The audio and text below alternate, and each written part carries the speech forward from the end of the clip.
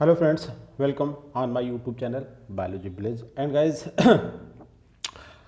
we are going to discuss 15 very important questions that concern to the ectocarpus.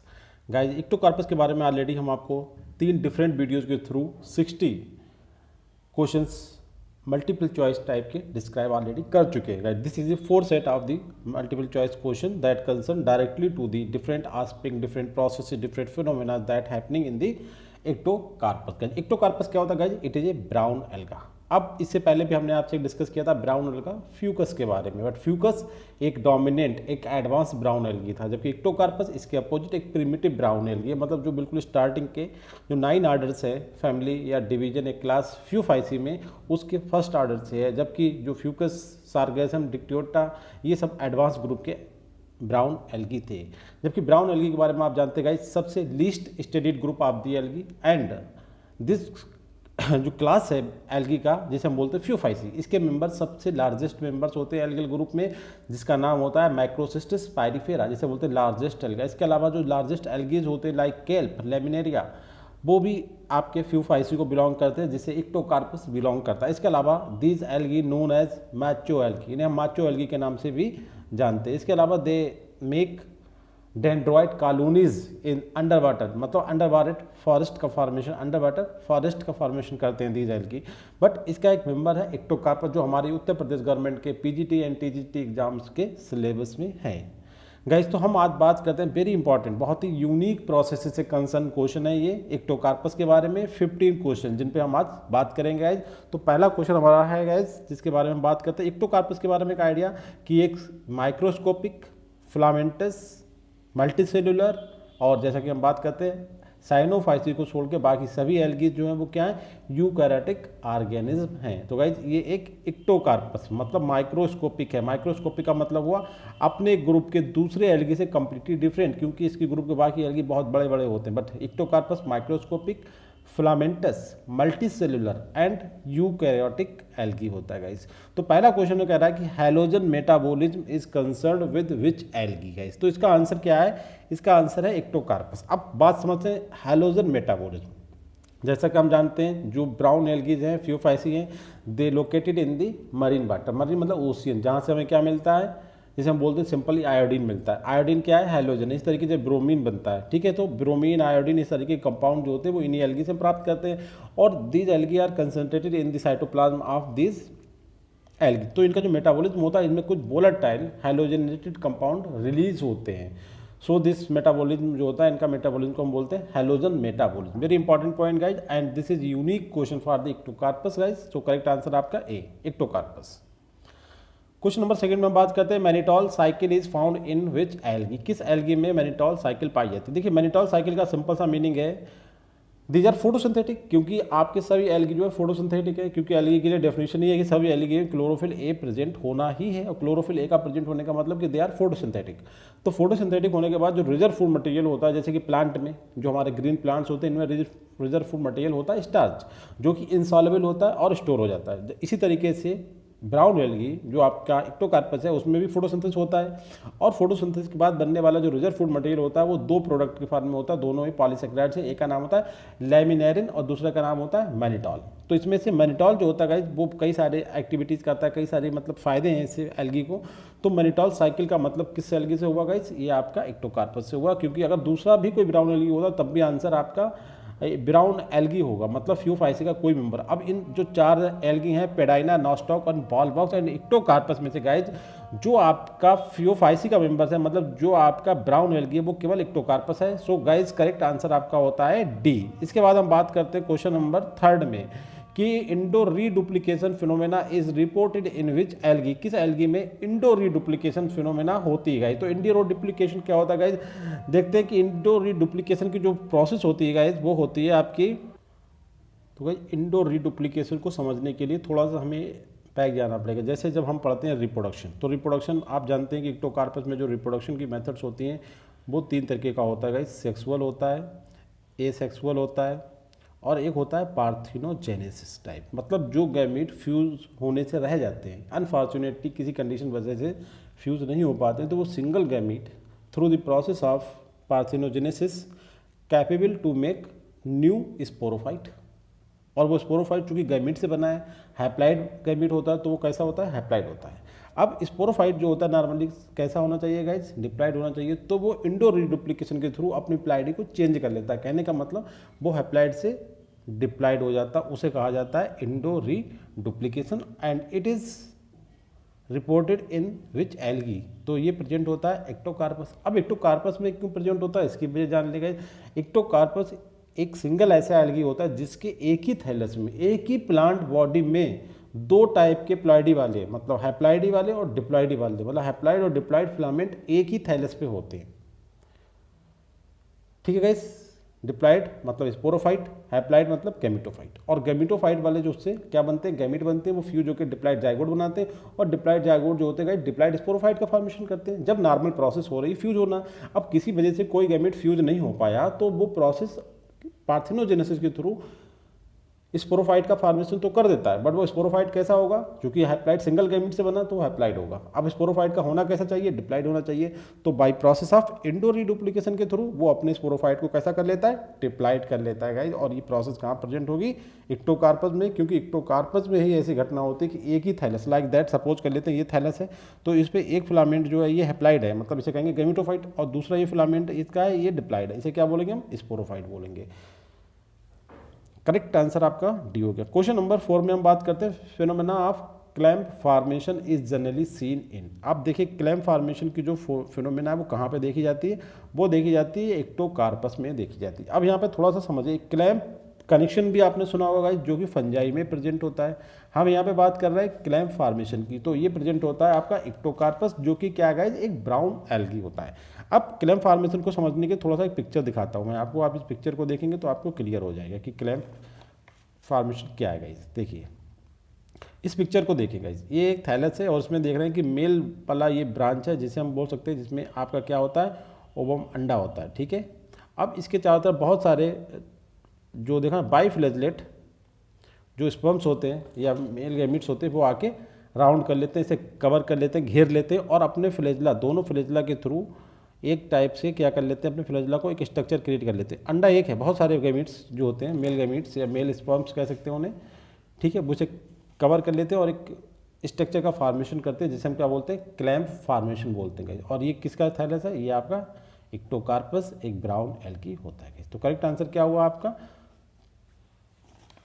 देखते हैं guys correct answer आपका क्या निकल के आता है। क्वेश्चन नंबर 4 में क्लैम्प फॉर्मेशन आप समझ गए, और क्लैम्प फॉर्मेशन कहाँ पे होता है, एक्टोकार्पस पे होता है।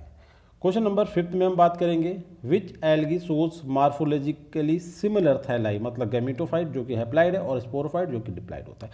देखो ये क्वेश्चन है कि कौन सा एल्गी जिसमें मार्फोलॉजिकली सिमिलर थैलाई, मतलब एक ही थैलस पे, फिर एक बार सुन ले, देखिए दो ब्रांच है, एक थैलस पे एक थैलस है, दो ब्रांच है, ये हैप्लाइड है तो ये क्या है गैमेटोफाइट, और ये क्या है डिप्लाइड तो ये क्या है स्पोरोफाइट।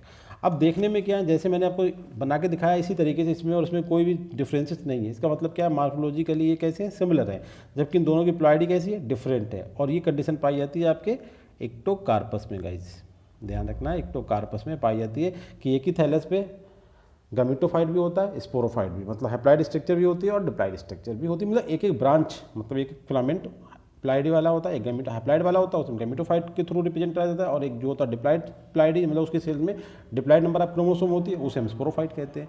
बट ऊपर से देखने पर दोनों कैसे होते हैं, मार्फोलॉजिकली सिमिलर होते हैं, तो उन्हें हम क्या बोला जाता है, ऐसी कंडीशन को हम कहाँ पर रिपोर्ट करते हैं, एक्टोकार्पस। करेक्ट आंसर आपका होता है डी। क्वेश्चन नंबर 6 में हम बात करेंगे, काफ़ी इंपॉर्टेंट क्वेश्चन है, उसी क्वेश्चन से रिलेटेड अब कई सारे क्वेश्चन आएंगे जो आपने अगर ये चीज़ समझ ली गई। देखिए क्वेश्चन नंबर 6 में कह रहा है कि आइसोमॉर्फिक अल्टरनेशन ऑफ जनरेशन कहाँ पे रिपोर्ट होती है, isomorphic alternation of generation is reported in. Isomorphic मतलब कि आपने देखा होगा इसमें होता क्या है गाइस, इस तरीके से समझते हैं, गैमेटोफाइट और स्पोरोफाइट। हर एक प्लांट के लाइफ साइकिल में दो स्टेज होती है, गैमेटोफाइट स्पोरोफाइट में कन्वर्ट हो जाती है, स्पोरोफाइट गैमेटोफाइट में, इसे क्या बोला जाता है, अल्टरनेशन ऑफ जनरेशन बोलते हैं। अब कहने का मतलब ये गैमेटोफाइट ऊपर से देखने में एक सा है और स्पोरोफाइट भी ऊपर से मार्फोलॉजिकली सिमिलर है। तो कहने का मतलब जो स्टेजेस का एक दूसरे में कन्वर्जन हो रहा है, जो चेंजिंग हो रहा है, जो अल्ट्रेशन हो रहा है, वो कैसा है, एक ही जैसा कि हमें पता नहीं चल रहा कौन सा हैप्लाइड है, कौन सा गैमेट है, कौन सा गैमेटोफाइट है, कौन सा स्पोरोफाइट है। That means आइसोमार्फिक। आइसो का मतलब होता है सिमिलर, मार्फिक मतलब ऊपर से जो सिमिलरिटी होती है, ठीक है, बॉडी की सिमिलरिटी, फिजिकल सिमिलरिटी, तो वो होता है आइसोमार्फिक। अल्टरनेशन ऑफ जनरेशन तो हो रहा है बट वो कैसा है, आइसोमार्फिक है। तो ऐसा कहाँ प्रेजेंट होगा, इक्टोकार्पस में। जो अभी बात आपको बताई थी हमने।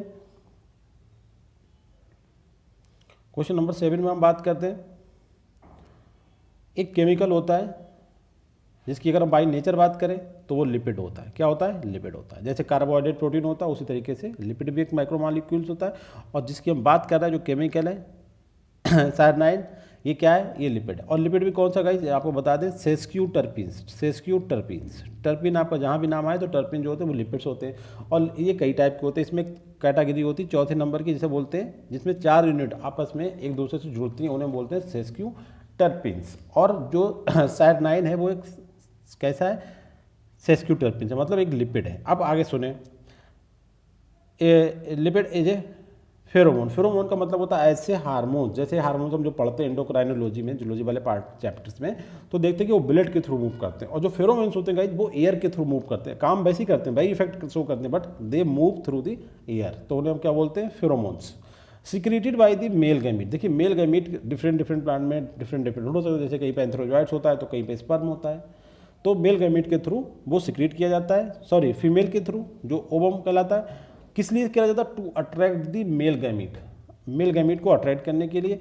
It is reported in which alga. देखिए ये जो प्रोसेस है केमिकल का फीमेल के थ्रू सिक्रीट होना और मेल को अट्रैक्ट करने के लिए, ये बहुत सारी जगहों पे बहुत सारे प्लांट्स में देखने को मिलता है। बट कहने का मतलब है कि किस केमिकल कौन सा होता है, ये केमिकल के बेस पे क्वेश्चन है कि जो सायनाइड की बात कर रहे हैं वो किस प्लांट में देखने को मिलता है। इस तरीके का जो केमिकल होता है इस नाम से जो डिनोट करते हैं ये आपको मिलता है इक्टोकार्पस में। बस इतना ध्यान रखें। हमने आपको फ्यूकस में भी केमिकल का नाम बताया था। आप क्वेश्चन पे जाइए, रिपीट करिए और देखिए उसे कौन सा केमिकल था।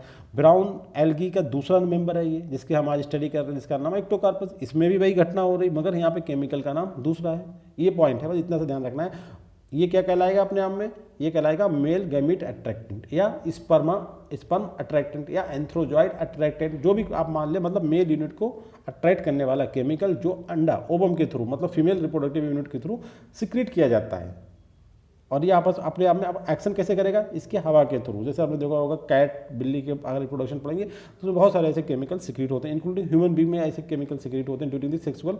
जब हम सेक्सुअल प्रोसेस करते हैं उस टाइम ऐसे केमिकल सिक्रीट होते हैं जो मोर सेक्स की डिजायर्स क्रिएट करते हैं। तो इसी तरीके से यहाँ पे बिफोर फ्यूजन इस तरीके का केमिकल सिक्रीट हो रहा है and that is called cyanide and it is A chemically lipid है। और ये मिलता है आपको इक्टोकार्पस में देखने को।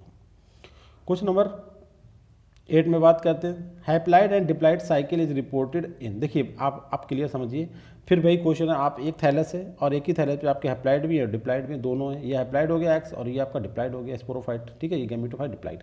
तो जो लाइफ साइकिल होती है इसे हम क्या बोलते हैं, हैप्लाइड डिप्लाइड लाइफ साइकिल बोलेंगे, सिंपल सी। और ये कहाँ देखी गई, इक्टोकार्पस में, क्योंकि देखिए पूरा सेट इक्टोकार्पस का है। बट एग्जाम में हमें ये सब आइडिया नहीं होगा कि हम इक्टोकार्पस के बारे में बात कर रहे हैं या किसी दूसरे एल्गी की बात। यहाँ पे समझने में थोड़ा आसानी इसलिए हो जाएगी क्योंकि पूरा सेट जो है डिपेंड्स है क्वेश्चंस कंसर्निंग या रिलेटेड टू द इक्टोकार्पस, तो आंसर इक्टोकार्पस ही होगा। मगर आप बात को पूरा समझ ले कि haploid diploid life cycle is reported in exam में, या कहीं कुछ टाइम के बाद, हमें पता नहीं है किस एल्गी की बात कर रहे हैं, या कहीं पे एग्जाम में जब क्वेश्चन आपको लिखा मिलेगा कि haploid diploid cycle is reported इन, तो ये देखने को मिलती है आपको इक्टोकार्पस में। क्योंकि यहाँ पे एक ही थैलस में, एक ही प्लांट में हैप्लाइड फिलामेंट भी होता है और डिप्लाइड फिलामेंट भी होता है। मतलब एक ही प्लांट उसमें थैलस में स्पोरोफाइट भी होता है और गैमेटोफाइट भी होता है। तो उस साइकिल को, उस लाइफ साइकिल को क्या बोला जाता है, हैप्लाइड डिप्लॉइड लाइफ साइकिल। और वो कहाँ पाई जाती है, इक्टोकार्पस में। इस डायग्राम के थ्रू भी आप समझ सकते हैं गाइस। देखिए इसमें आपको क्या दिखाया है, स्पोरोफाइट हो गया, ये गैमेटोफाइट हो गया अप्लाइड, और जो पाथरीनो स्पोरोफाइट बनता है गाइस, ये भी देखिए स्पोरोफाइट टर्म्स है। स्पोरोफाइट कैसा होता है, डिप्लाइड होता है। तो जब कभी गैमीट जो फ्यूजन रह जाता है तो वो पार्थेनोजेनेसिस के थ्रू गैमेटोफाइट बनाएगा, और गैमीट अपने आप में एक सिंगल कैसा होता है, हैप्लाइड होता है। और स्पोरोफाइट कैसा होना चाहिए, डिप्लाइड। तो बन तो जाता है पार्थेनोजेनेसिस के थ्रू, बट वो इंडो रीडुप्लीकेशन के थ्रू अपने की प्लाइड डिप्लाइड कर लेता है लाइक दी स्पोरोफाइट। तो ये घटना कहाँ मिलेगी देखने को आपको, इसमें इक्टोकार्पस में मिलेगा। ये तो करेक्ट आंसर इक्टोकार्पस हो गया। फिर देखते हैं, न्यू क्वेश्चन है, बिल्कुल यूनिक क्वेश्चन है। Apomeiosis is found in which algae. Apomeiosis, आप ऐसे आइडिया दे सकते हैं कि हमारा आंसर क्या होगा, इक्टोकार्पस होगा, क्योंकि हम इक्टोकार्पस के बारे में डिस्कस कर रहे हैं। अब एपोमियोसिस को समझेंगे जी क्या कैसे करके एपोमियोसिस होती है। देखिए आपने जो पार्थिनोजेनेसिस के थ्रू स्पोरोफाइट डेवलप किया है, जैसे हम बोल सकते हैं पार्थिनोस्पोरोफाइट। स्पोरोफाइट का मतलब क्या होता है कि वो स्पोर का फॉर्मेशन करेगा। स्पोर का फॉर्मेशन का मतलब हैप्लॉइड बॉडीज हैं। अब वो खुद में जो है वो हैप्लॉइड्स हैं। कौन? पार्थिनोस्पोरोफाइट। उसने अपने आप को डिप्लॉइड कर लिया। अब उसके अंदर जो म्योसिस होगी वो इनकम्प्लीट म्योसिस होगी, जिसे हम बोलेंगे रिड्यूस म्योसिस बोलेंगे। तो उसी म्योसिस को बोला गया एपोमियोसिस। कहने का मतलब है जो गैमेटोफाइट ड्राइव्ड पार्थिनोजेनेटिक स्पोरोफाइट जो होता है वो प्रोड्यूस करता है म्यूस्पोर्स इन यूनिलोकुलर स्पोरेंजिया में by involving the process that normally involves a reductive divisions. A reductive division मतलब a meiosis division, but it meiosis is not the normal या actual meiosis process, so it is known as apomeiosis. ठीक है guys, ये point ध्यान रखना है। और it is reported in the Ectocarpus. Question number 10 में हम बात करेंगे in which are the following algae vacuoles called physodes. देखो इसमें कोई भी बात नहीं गाइज, लाइसोसोम एक डिफरेंट स्ट्रक्चर होता है और वैक्यूल्स एक डिफरेंट स्ट्रक्चर होता है। बट इक्टोकार्पस का जो एक वेजिटेटिव सेल को अगर हम रिव्यू करें तो उसमें हम देखते हैं जो वैक्यूल्स होती हैं उन्हीं को टर्म दिया गया फाइसोट्स, और इसके अंदर उसी तरीके से हाइड्रोलिटिक एंजाइम्स या दूसरे कुछ एसिड फिल होते हैं। ठीक है, हम इससे पहले क्वेश्चन आपको ये बताया, उसमें पिक्चर भी दिखाया था। तो उन्हीं वैक्यूल्स को ही हम क्या बोलते हैं? फाइसोट्स बोलते हैं। And this is reported in the Ectocarpus. कहने का मतलब है इक्टोकार्पस में वैक्यूल्स ना कह के फाइसोट्स बोला जाता है। बस इतनी सी बात आपको ध्यान रखना है। It is now question number 11 में काफ़ी इंपॉर्टेंट क्वेश्चन है कि इक्टोकार्पस में जो सेक्स का डिटर्मिनेशन होता है वो कब होता है? In Ectocarpus sex determined during the haploid phase, diploid phase, both none of the above. देखिए हैप्लॉइड फेज का मतलब क्या हुआ? गैमीट वो अपने आप में पार्थिनोजेनेसिस के थ्रू क्या बन गया? उनने स्पोरोफाइट का फॉर्मेशन कर दिया, जैसे हमने बोला था पार्थिनोस्पोरोफाइट। फिर अंदर क्या हुआ? रीडुप्लीकेशन होकर उन्हें अपने को डिप्लॉइड कर लिया। ठीक है, और फिर उस पर क्या होंगे? दोनों टाइप के फिलामेंट का फॉर्मेशन होगा, हैप्लॉइड और डिप्लॉइड का। तो कहने का मतलब है जो इक्टोकार्पस में सेक्स का डिटर्मिनेशन होता है वो हैप्लॉइड फेज पे होता है, ना कि डिप्लॉइड फेज पे। डिटर्मिनेशन का मतलब जो बॉडी होती है, जो रिप्रोडक्टिव यूनिट फ्यूज होती है वो कैसी होती है? वो अप्लाइड होती है, वो ज्वाइंट होगी, जाइगोट बनेगा, जाइगोट के बाद अगले डेवलपमेंट होगा। तो कहने का मतलब सेक्स की जो बात करें तो वो कहाँ पर डिसाइड होगी? वो अप्लाइड फेज पे डिसाइड होती है। क्वेश्चन नंबर 12 में देखते हैं फॉलिंग एल्गी इज आर। देखिए एक इंपॉर्टेंट बात, इससे पहले भी हमने क्वेश्चन बताया। फॉलिंग एल्गी क्या होता है कि जो ऐसे पहले तो पूछे माइक्रो ऑर्गेनिज्म या जनरल वे में ऐसे ऑर्गेनिज्म होते हैं जो किसी ऑब्जेक्ट जो पानी में डूबा हुआ होता है, इमर्ज्ड होता है, उसके बॉटम पे अटैच होकर कई सारी लेयर का फॉर्मेशन करते हैं और दीज लेयर्स हल्के हल्के उस ऑब्जेक्ट को डैमेज करते रहते हैं और थिक लेयर बनाते हैं जिसमें एक टाइम के बाद एक बैड स्मेल आने लगती है। ठीक है, तो ऐसे जो ऑर्गेनिज्म होते हैं उन्हें हम फॉलिंग ऑर्गेनिज्म या फॉलिंग ऑर्गेनिज्म कहते हैं। अब इस ऑर्गेनिज्म में कौन कौन होता है? सबसे मेन अगर एल्गी से बात करें तो 3 एल्गी इसमें बहुत रोल प्ले करते हैं। एक आपके ग्रीन एल्गी, दूसरे आपके ब्राउन एल्गी और तीसरे होते हैं डाइटम्स। ये तो हो गए एल्गीज में। इसके अलावा एनिमल में भी कुछ जो जू प्लैंक्टन्स टाइप के एनिमल होते हैं या छोटे छोटे जो एनिमल्स होते हैं वो भी इस कैटेगरी में शामिल होते हैं। तो अब पहले हम आपको जो एग्जाम्पल्स है उसमें देख लें। एंटेरोमॉर्फा, ये गाइज एक ग्रीन एल्गी है। ठीक है, तो हमने बताया ना ग्रीन एल्गी इसमें आते हैं, तो ये तो आंसर सही हो गया। दूसरा है आपका इक्टोकार्पस, ब्राउन एल्गी भी हमने बताया इसमें आते हैं। ग्रीन एल्गी और ब्राउन एल्गी आते हैं। इसके अलावा डाइटम भी आपके एल्गी जो होते हैं तो ये भी इसमें आते हैं गाइज। तो इस जनरल वे में ये जो आंसर है आपका वो होगा डी। ये तीनों ही फॉलिंग एल्गी का काम कर सकते हैं क्योंकि यहाँ पे एल्गी पूछा है और ये भी एल्गी है, ये भी एल्गी है और ये भी एल्गी है। तो गाइज करेक्ट आंसर हमारा क्या हो गया? डी। फिर देखते हैं, अभी ऑलरेडी क्वेश्चन डिस्कस कर चुके हैं बट यहाँ पे दूसरी तरीके से इस क्वेश्चन को पूछा गया है कि फिनोमेना जो है क्लैम फॉर्मेशन की इक्टोकार्पस में होती है।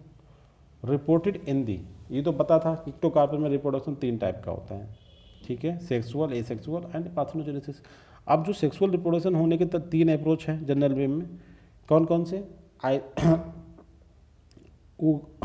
गैमस वाला एक तरीका होता है, एक होता है आइसोगैमस वाला और एक होता है एनाइसोगैमस वाला। अब यहाँ पे जो होती है पॉइंट की जो क्लैम फॉर्मेशन होता है वो कहाँ पे देखने को मिलता है गाइस? तो वो देखने को मिलता है सबसे ज़्यादा जो स्पीसीज होती हैं। अब देखिए 2 टाइप की, ओगैमस तो उसमें होता नहीं तो आंसर ये भी नहीं होगा। इसमें 2 टाइप होते हैं। इक्टोकार्पस में आपका आइसोगैमस भी होता है और एनाइसोगैमस में होता है। इसका मतलब क्या होता है? इक्टोकार्पस जो स्पीसीज होंगी वो 2 टाइप की होंगी, आइसोगैमस स्पीसीज होगी और एनाइसोगैमस स्पीसीज होंगी। ठीक है, अब उसमें से बता रहा हूँ दोनों में से जो है एनाइसोगैमस स्पीसीज ज़्यादा होती है। ठीक है, तो आंसर हमारा क्या हो गया? बी। एनाइसोगैमस जो स्पीसीज होती है उन स्पीसीज में देखने को मिलता है हमें क्लैम्प फॉर्मेशन। ठीक है गाइस, तो करेक्ट आंसर हमारा होता है बी। एनाइसोगैमस जो स्पीसीज होती हैं या एनाइसोगैमस टाइप का सेक्सुअल रिप्रोडक्शन कहाँ होता है, इक्टोकार्पस में होता है। मोस्टली स्पीसीज जो होती हैं वो एनाइसोगैमस टाइप की होती है। कहने का मतलब उनके द्वारा जो रिप्रोडक्टिव यूनिट्स बनेंगी वो फिजियोलॉजिकल या मार्फोलॉजिकल किसी एक एस्पेक्ट में डिफरेंट होंगी। अगर वो फिजियोलॉजिकल डिफरेंट है तो मार्फोलॉजिकली सिमिलर होंगी, अगर मार्फोलॉजिकली सिमिलर है तो फिजियोलॉजिकली डिफरेंट होंगी। ठीक है गाइस, आगे देखते हैं, एक क्वेश्चन और आएगा अभी और कॉन्सेप्ट आपका क्लियर हो जाएगा। देखें ये क्लेम फॉर्मेशन हमने बता दिया, आप देखिए अभी क्लियर और होगा। अब जो प्रोसेस सेक्सुअल रिप्रोडक्शन की है कि एनाइसोगैमस होता है वो दो टाइप से होता है। कैसे करके, जो फ्यूज होने वाले गैमीट अगर वो फिजियोलॉजिकली आपस में सिमिलर हैं तो उसे हम बोलेंगे, सॉरी फिजियोलॉजिकली अगर सिमिलर हैं तो उसे हम बोलेंगे मार्फोलॉजिकल एनाइसोगैमी। ठीक है, और जो फिजियोलॉजिकली एनाइसोगैमी मतलब डिफरेंट, एन का मतलब होता है डिफरेंस से, जो फिजियोलॉजिकली डिफरेंट होते हैं उन्हें फिजियोलॉजिकल एनाइसोगैमी बोलेंगे, और जो मार्फोलॉजिकली डिफरेंस होते हैं उन्हें हम बोलेंगे मार्फोलॉजिकल एनाइसोगैमस स्पीसीज, और उनके द्वारा होने वाले रिप्रोडक्शन को बोलेंगे मार्फोलॉजिकल एनाइसोगैमी। अब क्वेश्चन ये उठता है कि जो आपका क्लेम फॉर्मेशन होता है वो कब होगा, फिजियोलॉजिकल एनाइसोगैमी और मार्फोलॉजिकल एनाइसोगैमी। देखो पहला तो है कि जो सेक्सुअल रिप्रोडक्शन होता है वो एनाइसोगैमस होता है मोस्ट ऑफ द इक्टोकार्पस स्पीसीज। अब एनाइसोगैमी जो सेक्सुअल रिप्रोडक्शन है उसमें भी दो एस्पेक्ट है, एक फिजियोलॉजिकल एनाइसोगैमी होती है, दूसरी होती है मार्फोलॉजिकल एनाइसोगैमी। अब इनमें से सबसे ज़्यादा जो होती है वो होती है फिजियोलॉजिकल एनाइसोगैमी। तो क्लेम फॉर्मेशन कहाँ पे होगा, फिजियोलॉजिकल एनाइसोगैमी के दौरान होता है, जो कि सबसे ज़्यादा होने वाली अप्रोच है आप सेक्सुअल रिप्रोडक्शन की इन इक्टोकार्पस गैस। तो करेक्ट आंसर आपका क्या हुआ, A physiological anisogamy. Question number 15 में हम बात करते हैं brown algae belongs to the phylum. पहले समझे बात को, देखिए यहाँ पे केवल दो ऑप्शन है, ना तो आपका आंसर ये सही है ना ही आंसर ये सही है। ठीक है गाइस, अब बचे हेट्रोकॉन्ट और अपिस्टोकॉन्ट। एक एस्पेक्ट ले लें केवल क्लोरोफिल। क्लोरोफिल की प्रेजेंस वाले जो ऑर्गेनिज्म हैं जैसे आपके green algae, red algae, brown algae और आपके ग्रीन प्लांट। ठीक है, ग्रीन प्लांट जो आपका जिम्नोस्पर्म, एंजियोस्पर्म, ट्रेडोफाइट्स, ठीक है, जो अपना फूड मटेरियल खुद बनाने में सक्षम है, सफिशिएंट हैं। दूसरे होते हैं अपिस्टोकॉन्ट, इसमें वो होते हैं जिनके पास क्लोरोफिल नहीं होता, जैसे सबसे पहले तो एनिमल्स, और दूसरा होता है प्लांट के केस में फंजाई, जिसके पास अपना क्लोरोफिल नहीं होता है। तो कहने का मतलब ब्राउन एल्गी कह रहा है किस उसमें आएंगे, तो ब्राउन एल्गी आएंगे आपके हेट्रोकॉन्ट में। हेट्रोकॉन्ट में 4 लोग हैं और आपका अपिस्टोकॉन्ट में 2 लोग हैं, यहाँ पे जो हमने बताया आपको। तो ब्राउन एल्गी, रेड एल्गी और आपका ग्रीन एल्गी और ग्रीन प्लांट ये आपके हेट्रोकॉन्ट में आते हैं। तो इसी में आता है आपका ब्राउन एल्गी, क्योंकि brown algae are capable to prepare their food material by the process of photosynthesis because it have chlorophyll A and chlorophyll C, beta carotene and different type के इसमें जेंथोफिल्स होते हैं। सबसे इंपॉर्टेंट जेंथोफिल कौन सा था, fucoxanthin होता है, जिसकी प्रेजेंस की वजह से हम इन्हें ब्राउन एल्गी कहते हैं, क्योंकि फ्यूकोजेंथिन जो होता है वो क्लोरोफिल ए और क्लोरोफिल सी के जो इम्पैक्ट होता है उसे कवर कर लेता है गाइस। करेक्ट आंसर आपका क्या हो गया, ए। एंड लास्ट क्वेश्चन आपको डिस्कस करेंगे। देखिए ये पिक्चर देखिए, इसमें क्या है, आपने देखा होगा सबसे जो लार्जेस्ट एल्गी होता है जिसका नाम क्या होता है, माइक्रोसिस्टिस पायरीफेरा। जो कौन सा एल्गी होता है, ब्राउन एल्गी होता है, मतलब आपका फ्यूफाइसी का मेंबर होता है। जो हम पढ़ रहे हैं वो भी फ्यूफाइसी का मेंबर है गाइस। तो ये क्वेश्चन, इस पिक्चर को देख रहे हैं, ये अंडर वाटर, पानी के अंदर फॉरेस्ट का फॉर्मेशन है कि अंडर वाटर फॉरेस्ट है ये। ठीक है, अब क्वेश्चन को देखें, in which are the following algal group make the under water forest. कौन सा algal group under water forest का फॉर्मेशन करता है गाइस, तो हमने क्या बताया आपको, माइक्रोसिस्टिस पायरीफेरा जो कि ब्राउन एल्गी है वो अंडर वाटर फॉरेस्ट का फॉर्मेशन करता है गाइस। करेक्ट आंसर आपका क्या हो गया, B guys. Thank you very much guys.